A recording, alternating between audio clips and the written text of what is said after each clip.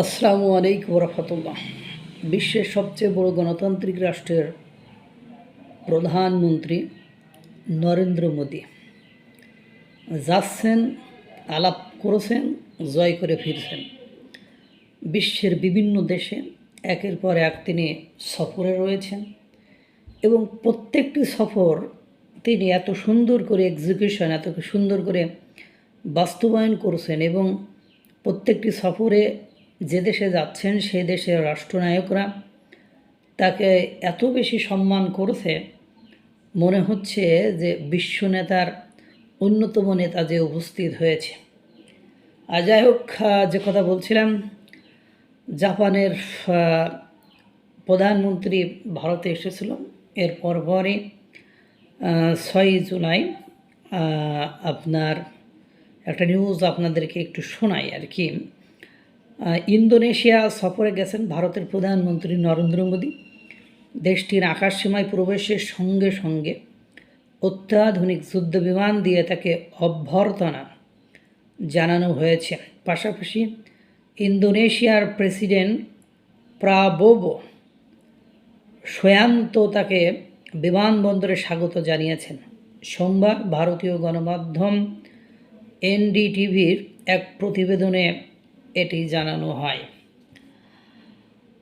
এতে বলা হয়, জাকার্তায় অবতরণের আগে প্রধানমন্ত্রী নরেন্দ্র মোদীর বিমানকে ইন্দোনেশিয়ার বিমান বাহিনীর 2টি যুদ্ধবিমান এসকর্ট দেয়। আকাশসীমায় তাকে F-16 ও সুখোই 30 যুদ্ধবিমান দিয়ে স্বাগত জানানো হয়। F-16 একটি ক্ষিপ্র গতিসম্পন্ন একক ইঞ্জিন বিশিষ্ট মার্কিন যুদ্ধবিমান। কয়েক দশক ধরে বিশ্বের বিভিন্ন দেশ এ ধরনের বিমান ব্যবহার করে আসছে। অন্যদিকে সুখোই 30 রাশিয়ায় নির্মিত অপেক্ষাকৃত বড় 2 আসন বিশিষ্ট ও 2 ইঞ্জিনযুক্ত যুদ্ধবিমান। এটি শীতল যুদ্ধের সময় যুক্তরাষ্ট্রের অন্যতম প্রতিদ্বন্দ্বী যুদ্ধবিমান হিসেবে পরিচিত ছিল। ভারতের বিমান বাহিনীতেও সুখোই 30 MKI সংরক্ষণের বেশ কয়েকটি যুদ্ধবিমান রয়েছে। জাকার্তায় অবতরণের পর নরেন্দ্র মোদীর সামাজিক যোগাযোগ মাধ্যম এক্সে দেওয়া এক পোস্টে বলেন, বিমানবন্দরে প্রেসিডেন্ট প্রাবোবো সুবিয়ান্তোর উষ্ণ অভ্যর্থনায় আমি অভিভূত। নরেন্দ্র মোদী বলেন, 2018 সালে আমরা আমাদের সম্পর্ককে একটি ব্যাপক কৌশলগত অংশীদারত্বে উন্নীত করেছি। এর সুফল 2 দেশের জনগণ পেয়েছে। এ সফরেও প্রেসিডেন্ট সুবিয়ান্তোর সঙ্গে বিভিন্ন খাতে এই অংশীদারত্বকে আরও গতিশীল করার লক্ষ্যে আলোচনা করব। তিনি বলেন, সফরে আমি ও প্রেসিডেন্ট সুবিয়ান্তো ইয়োগ্যাকার্তার প্রাম্বনান মন্দির চত্বর পরিদর্শন করব। এর মাধ্যমে 2 দেশের ঘনিষ্ঠ সাংস্কৃতিক সম্পর্ক আরও দৃঢ় হবে।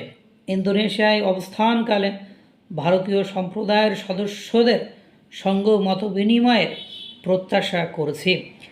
এর আগে গত মার্চে ইন্দোনেশিয়া জানিয়েছিল ভারতের কাছ থেকে ব্রহ্মস ক্রুজ ক্ষেপণাস্ত্র ব্যবস্থা কেনার জন্য 2 দেশের মধ্যে একটি চুক্তি হয়েছে।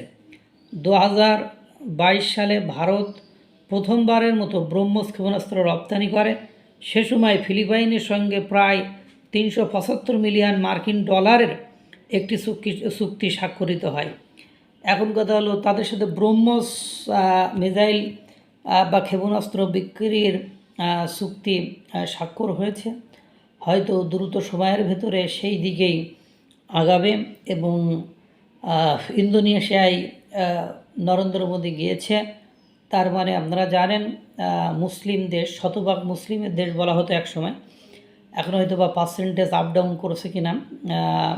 মুসলিম কান্ট্রি ইন্দোনেশিয়া, সেই ইন্দোনেশিয়ায় ভারতের প্রধানমন্ত্রীর আতিথেয়তা দেখে অবাক হয়ে গেলাম। তো সবাই ভারতকে সম্মান, শ্রদ্ধা এবং ভালোবাসার দিয়ে দেখে। শুধু মুক্তিযুদ্ধে বাংলাদেশকে সহায়তা করার জন্য বাংলাদেশের একটি মহল বা একটা গোষ্ঠী তাদেরকে দেখতে পারে না, তাদের সব কর্মকাণ্ডকে আধিপত্যবাদ মনে হয় এবং এই মুক্তিযুদ্ধে চরমভাবে নির্লজ্জের মতো পরাজিত হওয়া রাষ্ট্র পাকিস্তান তাদের সাথে একত্রিত হয়ে উস্কানি দেয়। আর তারই ফল হিসাবে দিনকে দিন মানে ভোগান্তির দিকে বাংলাদেশ গুটি গুটি পায়ে এগিয়ে যাচ্ছে বলে আমার বিশেষভাবে মনে হয়। আল্লাহ তাআলা সকলকে ভালো রাখুক, সুস্থ রাখুক। আসসালামু আলাইকুম ওয়া রাহমাতুল্লাহ।